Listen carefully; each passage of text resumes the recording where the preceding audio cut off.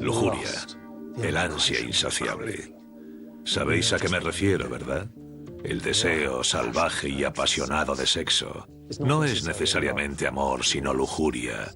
Es el anhelo de las cosas que no tienes, el gusto por la fruta prohibida. En la Edad Media, donde había una chispa, había un infierno. Y la lujuria merecía un jarro de agua fría. Los primeros cristianos consideraron un pecado este deseo, pero rascar este picor conforma a la sociedad. El sexo es necesario para reproducirse. Entonces, ¿por qué para nosotros buscarlo es pecado y para otros animales es una parte normal e instintiva de la vida? ¿El pecado es producto de la tensión entre la lujuria y las limitaciones? ¿O el sexo es pecado porque lo hacemos por placer? ¿Somos la única especie que tiene sexo por puro gusto? Los 7 pecados capitales: lujuria, avaricia, gula, ira, soberbia, envidia y pereza. ¿Es el azote de la humanidad o están enraizados en la evolución? ¿Qué alimenta este apetito insaciable? Pretendo explorar los rincones más tenebrosos de nuestra mente. Cada uno de nosotros tiene un alter ego, un lado oscuro. Y ahondar en el comportamiento primario de los animales para descubrir si el pecado es el fondo de la depravación humana, el sabor de la fruta prohibida, o un imperativo biológico. Controlamos nuestros actos, ¿verdad?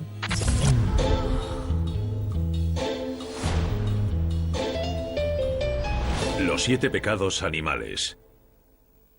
Lujuria. La lujuria es una de las fuerzas más importantes que impulsan la evolución.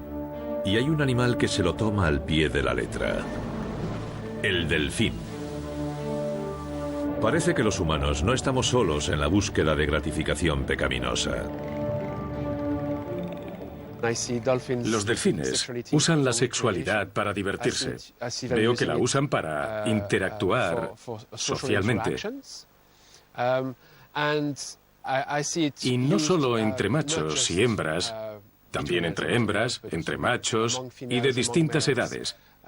Algunos de estos comportamientos que vemos no tienen nada que ver con el apareamiento. El sexo sin reproducción es lo que lo convierte en pecado.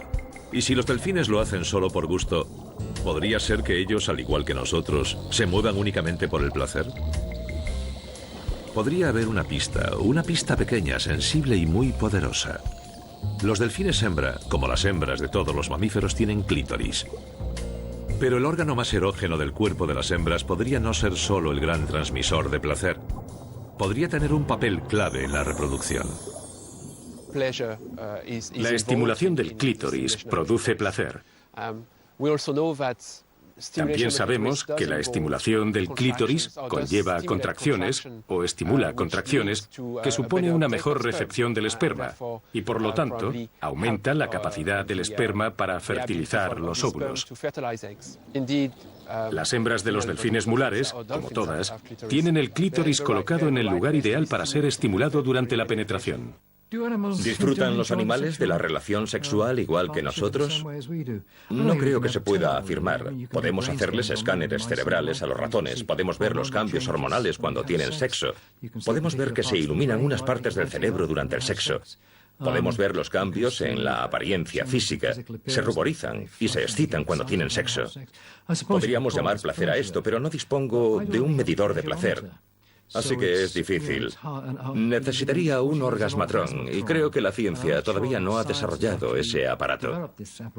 Es evidente que reciben una recompensa por tener sexo. Si no hubiese una recompensa, dado su coste que a menudo es mortal, no lo practicarían. Los investigadores no saben si los delfines alcanzan lo que conocemos como orgasmo, pero sí parece que el clítoris es tanto un detonante del placer como una adaptación evolutiva para incrementar las posibilidades de fertilización para los humanos y los delfines. Sin embargo, no son las hembras de los delfines las únicas con un comportamiento lujurioso. Si pasamos algún tiempo observándolos, sobre todo a los delfines mulares, pronto veremos que ambos sexos realizan actos sexuales no reproductivos, desde eyaculaciones espontáneas a ser demasiado amistosos con los barcos. Preparaos para sorprenderos. Sabemos que los delfines se masturban frotándose con diferentes objetos, que puede ser un tronco en el agua, un barco o personas que pasan por allí u otras especies. ¿Pero es una autosatisfacción lujuriosa o para los delfines el sexo tiene un propósito diferente? El comportamiento sexual es una más de las herramientas sociales de interacción de los delfines con el mundo. Se utiliza entre los machos para establecer lazos y relaciones. A veces los primates refuerzan los vínculos despiojándose y los delfines lo hacen tocándose y sobándose. Es solo una interacción social que puedes tener con los demás. Al igual que los humanos, estas criaturas muy sociables viven en grupos complejos. Se comunican a través de un avanzado sistema de sonidos y lenguaje corporal. Tienen muy desarrollado el sentido del tacto. No debe sorprendernos que muchos de sus rasgos sexuales se asemejen a los nuestros. Pero de manera inquietante, los últimos estudios sugieren que los delfines mulares macho también comparten nuestro lado oscuro. Una vena violenta y sexualmente agresiva. Vemos que los machos forman alianzas y coaliciones para llevarse a las hembras de sus grupos. Se forma una alianza que se une a un grupo de delfines en el que hay una hembra lista para aparearse. Esa alianza de machos se lleva a la hembra del grupo por la fuerza, y los machos se aparean con ella repetidamente, tantas veces como puedan, hasta que al final la hembra consigue escapar. Algunos medios de comunicación han tachado esto de violación, pero no lo es. La violación es un acto de violencia sexual particularmente humano, con implicaciones morales y legales. En los delfines mulares, este acorralamiento y apareamiento en masa con las hembras se denomina coerción sexual. Son tácticas coercitivas de los machos, empleadas por individuos o grupos con el único propósito de multiplicar sus probabilidades de apareamiento. Cuantas más parejas, más posibilidades de reproducción. En los delfines no es algo pecaminoso. Tiene sentido y lógica evolutivos. En los humanos es otro cantar. Muchos de los 7 pecados capitales hacen referencia a impulsos instintivos primitivos que están presentes en el reino animal. Nos diferenciamos de los animales en que somos capaces de anular estas emociones. Seguimos sintiendo esas emociones, pero la diferencia está en que las controlamos. Se debe a la mayor complejidad de nuestro cerebro, con unos lóbulos frontales mucho más grandes que nos dan más control sobre las emociones. El autocontrol es lo que nos diferencia del reino animal. Somos capaces de controlar el deseo sexual y de elegir entre el bien y el mal. Lo que podríamos considerar vergonzoso es solo un instinto animal natural para un delfín, incluido ponerse cariñoso con nosotros. Cada vez pasamos más tiempo en el agua con los delfines para estudiarlos, para hacer turismo. Y eso nos convierte en otra especie más con la que ellos interactúan. Si nos metemos en su mundo, estas cosas vienen incluidas. Los delfines no son los únicos que muestran este comportamiento sexual social. Pensemos en nuestros amigos de 4 patas. Para los delfines, lo más importante es la transmisión de los genes. Igual que nosotros, puede parecer que se divierten haciéndolo más que la mayoría, pero la culpa por el sexo es algo exclusivamente nuestro.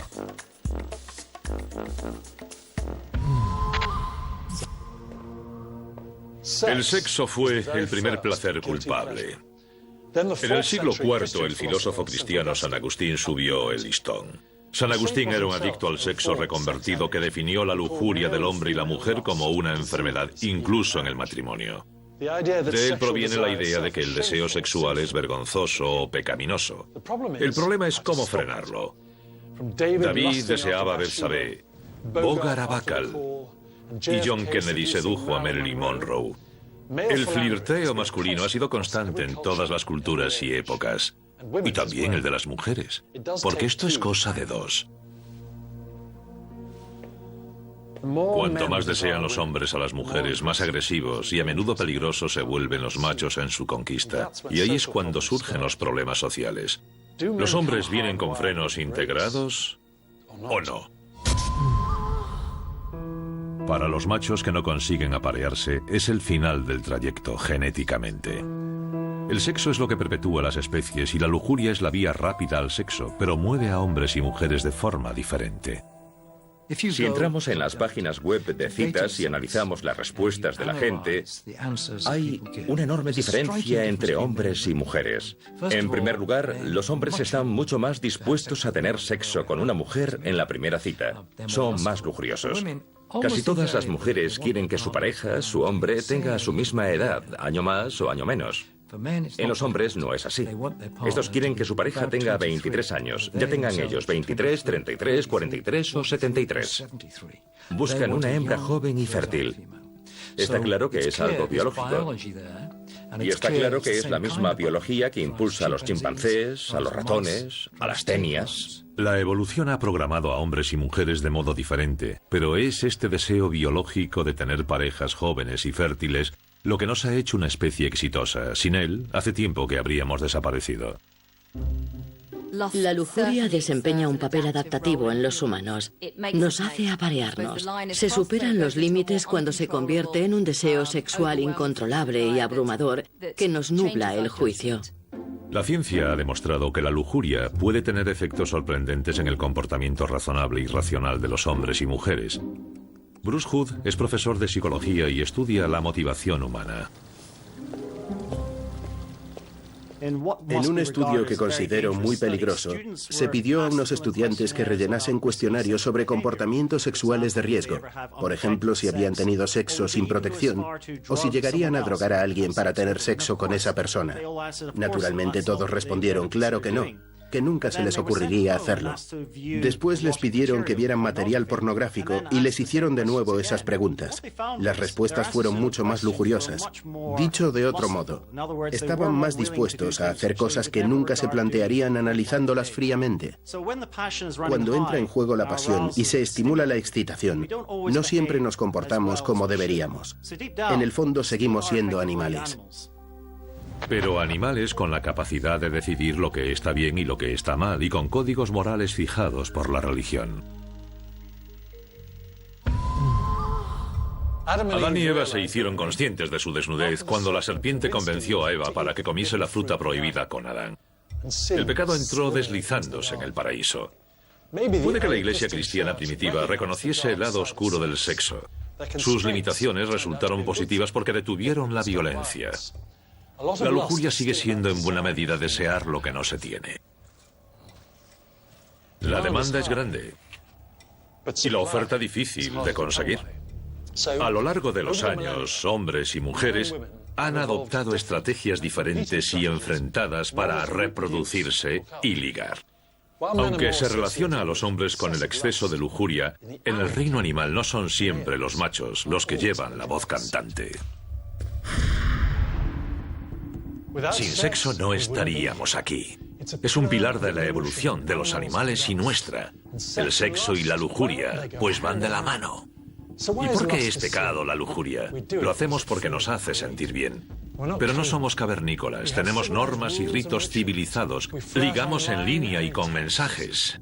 Todos buscamos lo mismo, ¿verdad? Pero los hombres y mujeres hemos desarrollado estrategias muy diferentes para conseguir lo que queremos y cómo lo queremos. En la naturaleza, el deseo de aparearse puede ser mortal.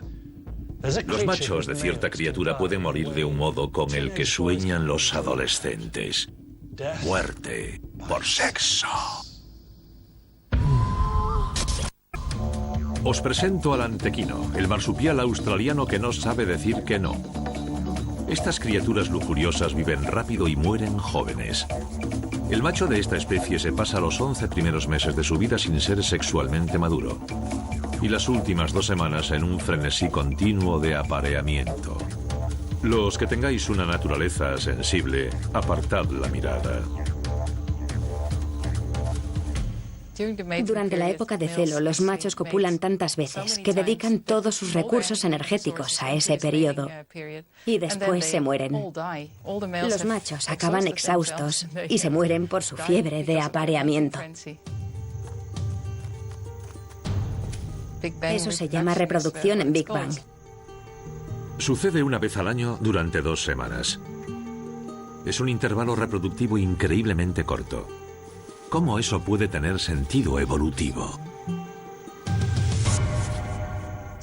Los antequinos han desarrollado un periodo de apareamiento tan corto porque las hembras programan su reproducción en un periodo breve para que las crías nazcan en el momento en el que haya más alimento disponible. Comen insectos y hay mayor abundancia de insectos en la época en la que amamantan a las crías o están en el nido. Los marsupiales necesitan más energía para criar la prole y deben ser muy cuidadosos. Si se retrasan o se adelantan, entonces no sobrevivirá ninguna de sus crías. El antequino macho ha cambiado la longevidad propia por una supervivencia genética a largo plazo y se ha adaptado a ello a lo largo de millones de años. Cuando coges un antequino macho, le das la vuelta y lo primero que ves antes del periodo de apareamiento son sus testículos, que son enormes. Son más grandes que los de los mamíferos y tiene sentido porque deben producir todo el esperma justo antes del periodo de celo, para invertir todo lo que puedan. Pueden tardar hasta 14 horas. Es una inversión muy grande para un macho aparearse con un...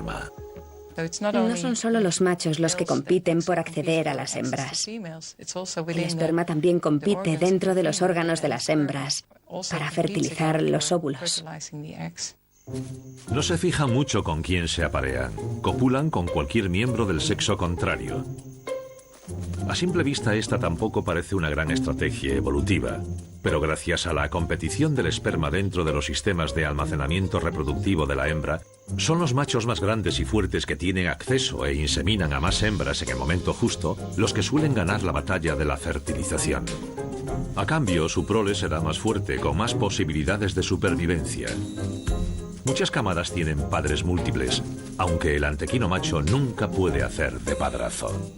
Al final del periodo de celo han gastado toda su energía en la reproducción. No han tenido tiempo de emplearla en el mantenimiento de su cuerpo. Se disparan los niveles de estrés y por eso se apaga el sistema inmunitario.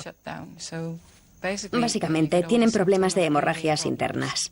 Pierden el pelo y enferman. Por eso se mueren. El acto sexual mismo dispara las hormonas del estrés, los corticosteroides, que acaban provocando el colapso total del sistema inmunitario del macho. Lo que para nosotros es un comportamiento lascivo del antequino no tiene nada de lujuria. Es lo que necesita para sobrevivir. Todos los seres vivos del planeta están aquí con la pretensión fundamental de transmitir sus genes. Pero si a eso añadimos la cultura y la moral humanas, la situación puede ser tan peligrosa como para nuestros amigos de las antípodas. El antequino macho tiene sobredosis de sexo.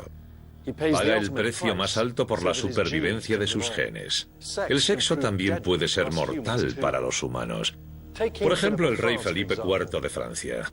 En 1314 descubrió que sus nueras habían mantenido relaciones con algunos de sus caballeros. Afeitó la cabeza a las mujeres e hizo castrar públicamente a los hombres. Les arrancaron la piel y los colgaron. En la Edad Media el sexo oral se castigaba con 3 años de cárcel. La cultura y la moral se utilizan para castigar el sexo, sobre todo el adulterio. Hoy impera el deseo. ¿Qué es lo que mueve este apetito insaciable? Los humanos modernos en general no caen en el desenfreno. De hecho, los hombres y mujeres del mundo avanzado pasan gran parte de su vida sexual intentando no transmitir sus genes. Pero no fue siempre así. En el ser humano, al menos históricamente, los hombres han sido más proclives a la promiscuidad. El lujurioso alter ego del hombre soltó la correa para asegurar la supervivencia de su linaje genético. A los psicólogos les interesa aquello que dispara la lujuria en los hombres. En un estudio les hicieron tocar lencería de mujer y luego les dieron a elegir entre un beneficio inmediato o un beneficio a largo plazo.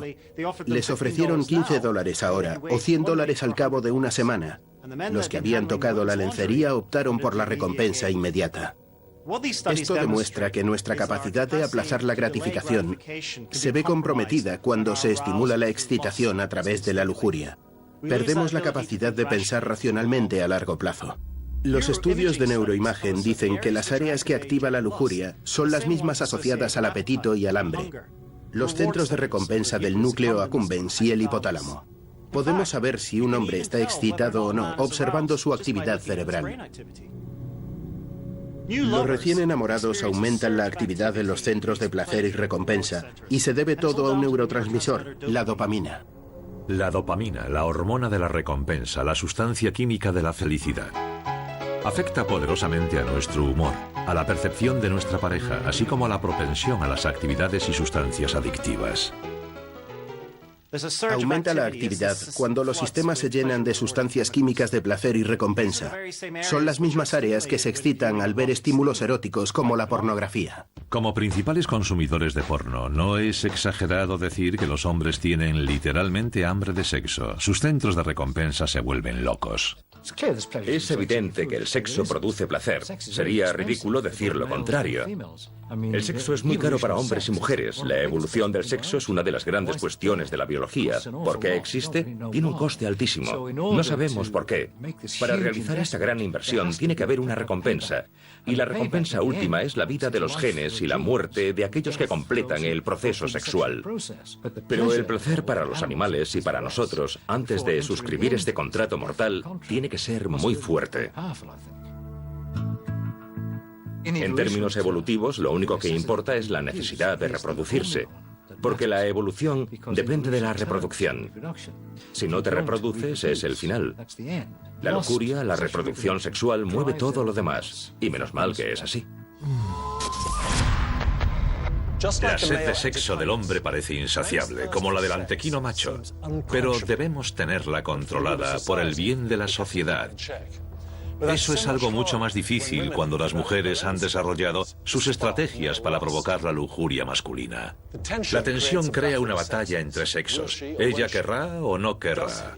¿Él lo conseguirá o no? ¿Ella se hace de rogar? ¿Él juega sus bazas? Entonces, ¿qué quieren las mujeres? ¿Y cómo lo consiguen? Llevamos cientos de millones de años teniendo sexo. Son muchos pecados. El deseo femenino ha causado ansiedad en los hombres desde la antigüedad. Las leyes sexuales, los ritos y las represiones, como los cinturones de castidad, los pies vendados, la honra, son tácticas para evitar que las mujeres se descarríen y poner freno a los pensamientos pecaminosos de los hombres. ¿Por qué nos preocupa tanto la sexualidad femenina? Los hombres quieren asegurar la transmisión de sus genes, no la de los otros. ¿Pero qué dispara la lujuria de las mujeres? La clave para desentrañar estos secretos puede venir de una fuente sorprendente. El nombre lo dice todo. El escarabajo follador de Acanto. Está prácticamente copulando. Se conocen como escarabajos folladores porque están copulando más de las 3/4 partes de su vida adulta. El estudio de las relaciones íntimas de los escarabajos es parte del trabajo de Max Barclay, director de colecciones de insectos en el Museo de Historia Natural de Londres. A principios de julio o a finales de junio, entran en la vida adulta miles de estos escarabajos colorados que vuelan en busca de una pareja. El tiempo es vital porque, al igual que el antequino, tienen que incluir sus épocas de apareamiento en su vida en el exterior, un breve período de solo 14 días. Pero hay una diferencia importante. Las hembras de este escarabajo son mucho más exigentes que sus homólogas marsupiales. En un mundo ideal, el macho quiere aparearse con todas las hembras posibles para transmitir sus genes al mayor número de descendientes de la próxima generación. Por el contrario, la hembra solo puede producir un número limitado de óvulos y quiere que los fertilice el mejor macho que pueda encontrar. Los machos buscan cantidad y las hembras, por el contrario, buscan calidad. Ocurre como con el antequino, pero con una gran diferencia. Las hembras de este escarabajo son mucho más exigentes que sus homólogas marsupiales. La hembra deja plantada a su pareja si aparece una propuesta reproductiva mejor, hasta el punto de que se desprende del esperma del último macho con el que ha copulado si aparece un tipo más atractivo. Si puede elegir, copula gustosamente con varios machos. El problema es que los machos son unas lapas. Cuando el macho se encuentra con la hembra, se pega a ella todo el tiempo que pueda, porque sabe que si se separa de ella, esta se irá a buscar otro macho. Y si el macho que encuentre es mejor que el anterior, puede rechazar el esperma del primer macho y utilizar el esperma del macho superior para fertilizar sus óvulos. Es decir, al macho le interesa pegarse, ser un cinturón de castidad vivo para que su presencia evite que copule con otros. En estos escarabajos, el último macho con el que copula la hembra suele ser el padre de su prole, un fenómeno que los científicos conocen como predominancia del esperma del último macho.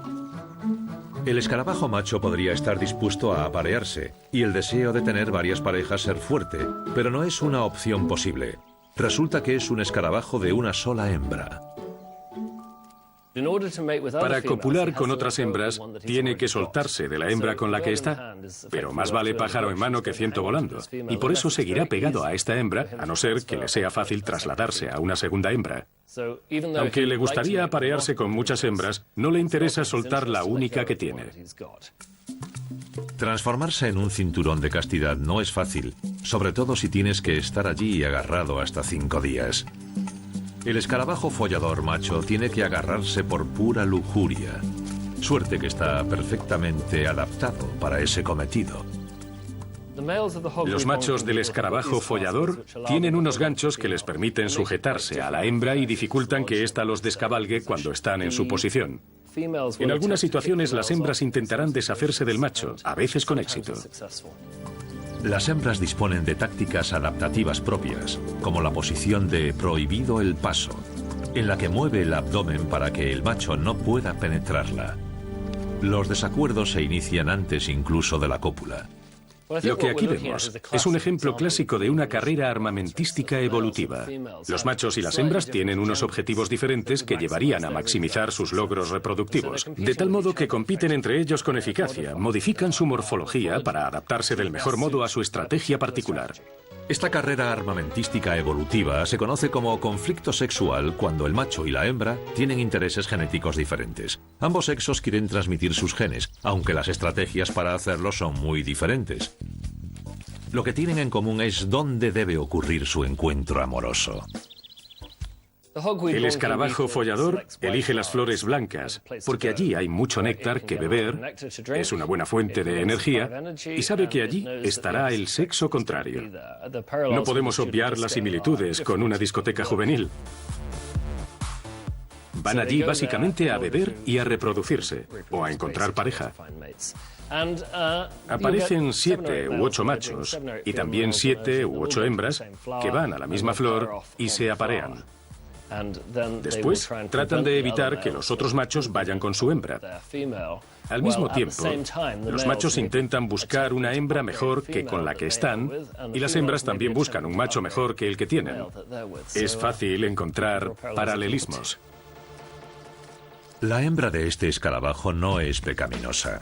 La mueven los mismos impulsos instintivos que vemos en las hembras humanas. Todas quieren el mejor macho para ese trabajo, el que les dé una descendencia más fuerte, preparada y exitosa. Las mujeres lo disfrazan de otro modo. Si a eso le añadimos la cultura, la lujuria se transforma en pecado. A nuestro alter ego lujurioso le gusta el erotismo. Desde Anais Nin hasta 50 sombras de Grey. Y los machos, tanto humanos como animales, cuando no pueden controlar la libertad sexual femenina, se sienten amenazados. No es ningún secreto que cuando los hombres encuentran una pareja ideal, tratan de evitar que ésta se acueste con un rival. Lo más difícil es saber cuando las mujeres quieren acostarse contigo. ¿Qué pistas dan las mujeres cuando quieren tener sexo para concebir? No muchas. Es difícil de decir. Las mujeres no enseñan mucho sus cartas. En el reino animal, las hembras cuando son fértiles envían muchas señales a los machos indicando que han ovulado y están listas para copular. Los machos se embarcan en distintos ritos de apareamiento para llamar la atención de las hembras. Pero los humanos somos muy diferentes, porque la ovulación está oculta. La lujuria no tiene un ciclo mensual. Los psicólogos evolutivos creen que una de las razones de la ovulación oculta es la llamada hipótesis de la inversión parental. La ocultación de la ovulación obliga a los hombres a cambiar su lujuriosa estrategia de apareamiento con todas las mujeres que sabían que eran fértiles y pasar más tiempo con una mujer para asegurarse de que han cubierto un periodo fértil. Una madre y un padre unidos sería una ventaja evolutiva para la descendencia. La psicología estudia la selección de la pareja y la actividad sexual para entender cuáles son los mecanismos que nos llevan a estar juntos, a entenderlos desde un punto de vista evolutivo. La atracción a menudo refleja lo que consideramos un buen perfil genético. No podemos decir con certeza cómo funciona la atracción en los animales, si es matemáticamente igual que la nuestra. Para los humanos, el deseo físico es en parte una cuestión geométrica. Algo que ya sabía Leonardo da Vinci cuando empleó el número áureo para dibujar el hombre de Vitruvio, reconocido como el símbolo de la simetría y la proporción perfectas. Se cree que también utilizó estas reglas de simetría en su cuadro más famoso. Hay mecanismos muy fiables que indican cuáles son los atributos deseables en nuestras parejas.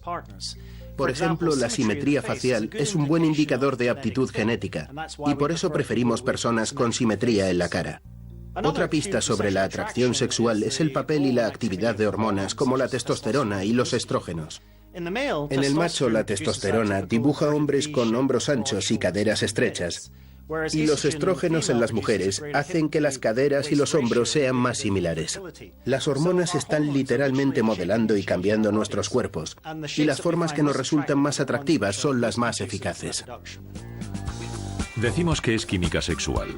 Al igual que las hembras del escarabajo follador, las mujeres se sienten atraídas por las parejas que parecen más fuertes reproductivamente, mientras que los hombres solo piden que sean fértiles. El detonante de nuestro deseo puede ser diferente, pero todos llevamos la lujuria en el cerebro. Hombres y mujeres, todos queremos intimidad. Se trata de descifrar las señales que nos llevan a ella.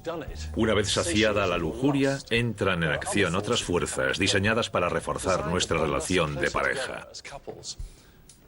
Pero ¿cómo puede pasar eso? ¿Qué hay en nuestra biología que ayuda a mantenernos juntos? Adelante, tened sexo para procrear. Pero Dios prohíbe que quieras hacerlo por puro placer. A diferencia del reino animal, los humanos hemos inventado unos extraños métodos de mantenernos castos. Las clasificaciones de las películas, la prohibición de los juguetes sexuales y la creación de comida antimasturbación, los cereales de Kellogg's. En Birmingham es ilegal tener sexo en las escaleras de la iglesia después de la puesta de sol. En Carolina del Norte, el sexo debe practicarse en la postura del misionero. En el Reino Unido, es ilegal que los menores de 10 años vean un maniquí desnudo.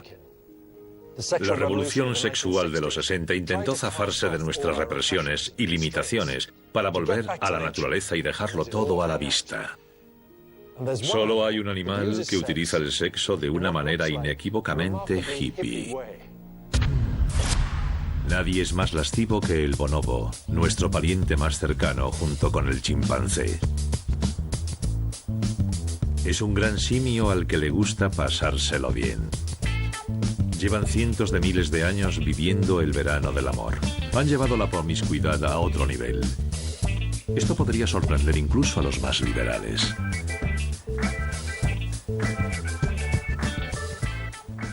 Calculo que las 3/4 partes de la actividad sexual en un grupo de bonobos no tiene nada que ver con la reproducción. Practican mucho lo que llamaríamos sexo recreativo. El primatólogo Frans de Waal lleva 30 años observando este comportamiento lascivo. Los bonobos lo hacen en cualquier lugar y momento con cualquiera. Eso es mucho amor. Y para despertar las aventuras sexuales, nada como una comida romántica. Hay mucho sexo cuando los bonobos suben a los árboles frutales y tienen una gran cantidad de comida a su disposición. El sexo sirve para resolver problemas entre ellos. La comida provoca competencia, como en muchos animales, y los bonobos arreglan inmediatamente esa competencia teniendo sexo. Eso hace que compartan la comida sin problemas. Los bonobos son parecidos a los chimpancés, pero no comparten su vena agresiva. No se matan entre ellos y pocas veces se atacan. Tienen conflictos, pero suelen resolverlos con un comportamiento sexual. Los conflictos rara vez se complican, como ocurre con los chimpancés. Por ejemplo, no son territoriales. Los grupos se reúnen, llegan a mezclarse, algo que es impensable en los chimpancés. Son mucho más pacíficos y a veces los llaman primates hippies por ese motivo, porque resuelven los conflictos con sexo, un remedio muy efectivo. Hay muy pocas lesiones, muy pocas muertes. ¿Podría ser porque la sociedad de los bonobos es ginecrática, es decir, mandan las mujeres? Se han desarrollado unas fuertes alianzas femeninas para impedir el infanticidio, que es muy habitual en los grupos de chimpancés dominados por los machos. Si no hay conflicto, la prole tiene más posibilidades de sobrevivir. Las hembras de bonobo, como las mujeres, usan el sexo por distintas razones. Las hembras usan el sexo para establecer lazos y resolver problemas entre ellas. A veces también lo usan para conseguir comida de los machos, una especie de intercambio de sexo por comida. Y las hembras están muy unidas entre ellas. Por ejemplo, cuando llega una hembra adolescente a un grupo nuevo, porque hay cambios entre los grupos, esta suele acercarse a las hembras mayores y tiene sexo con ellas, las despioja, ese tipo de cosas.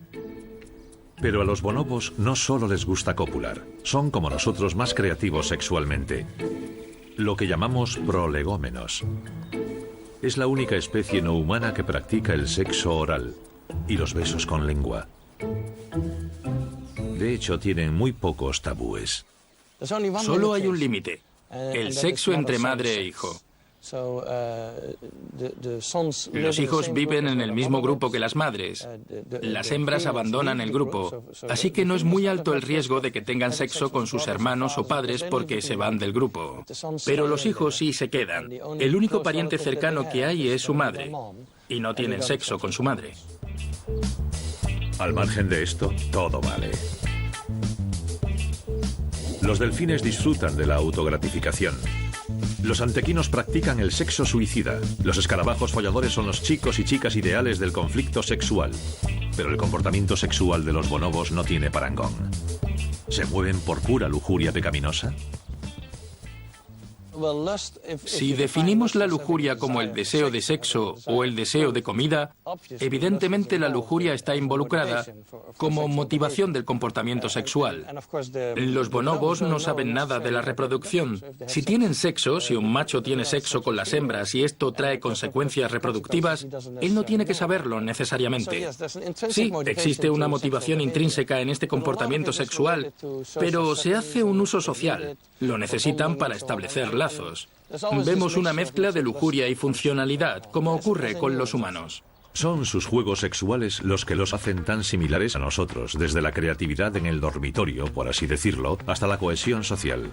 Los bonobos, a diferencia de los humanos, usan el sexo casi sin restricciones, cambian de postura y de pareja delante de los familiares con un alegre abandono. Es demasiado incluso para nuestro lascivo alter ego humano. Los humanos valoramos más la intimidad, y es porque somos una especie monógama.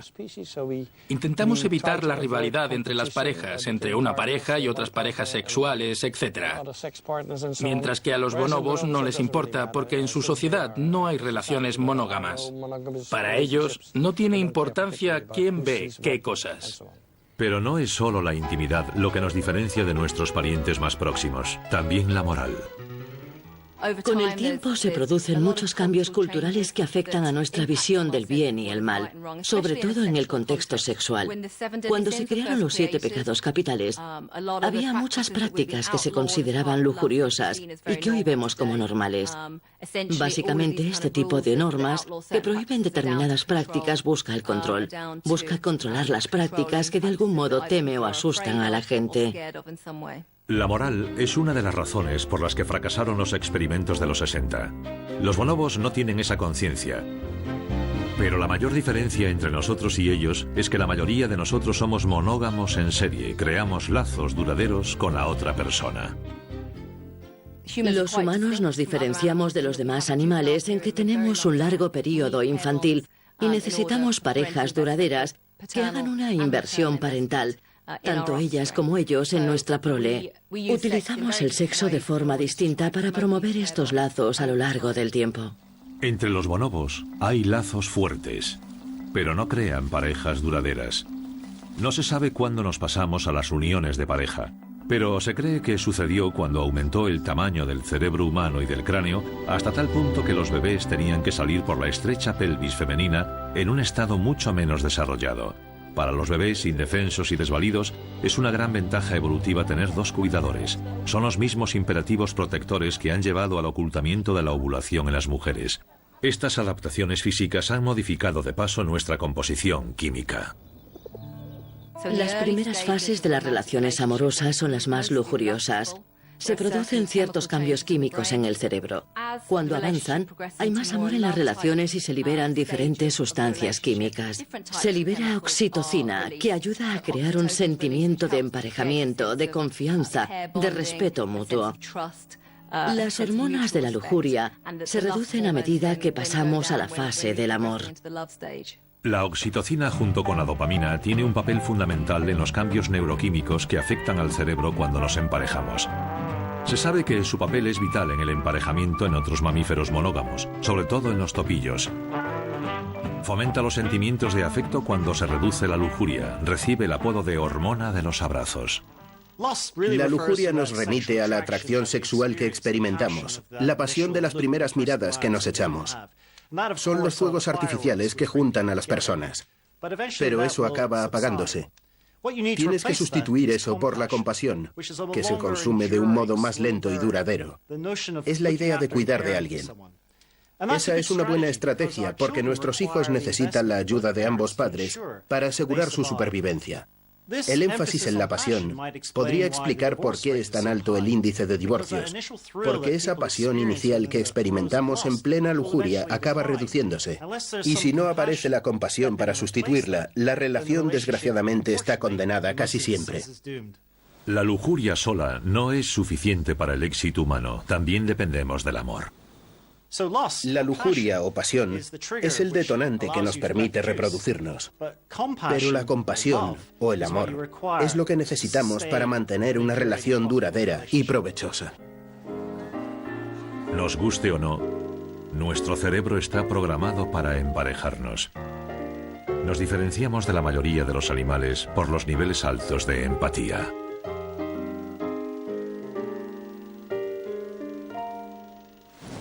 Nuestros cerebros desarrollaron controles y equilibrios hormonales únicos para atemperar y refrenar el deseo mortal de la lujuria. Pero los animales pueden enseñarnos algunas cosas sobre por qué es bueno el sexo. Los delfines lo hacen por diversión. Los antequinos macho lo hacen hasta morir para que sobrevivan sus genes. Las hembras del escarabajo follador eligen muy bien con quién lo hacen o no. Y el desenfreno sexual de los bonobos es algo natural. Este anhelo primario creó tensiones entre lo que la Iglesia cristiana primitiva consideraba normal y bueno para la sociedad. Pero con la persona adecuada, las herramientas adecuadas y un poco de suerte, este vicio natural puede unirnos a nuestros seres queridos, mejorar nuestra salud y ser muy divertido. Y todo gracias a este pecado llamado lujuria.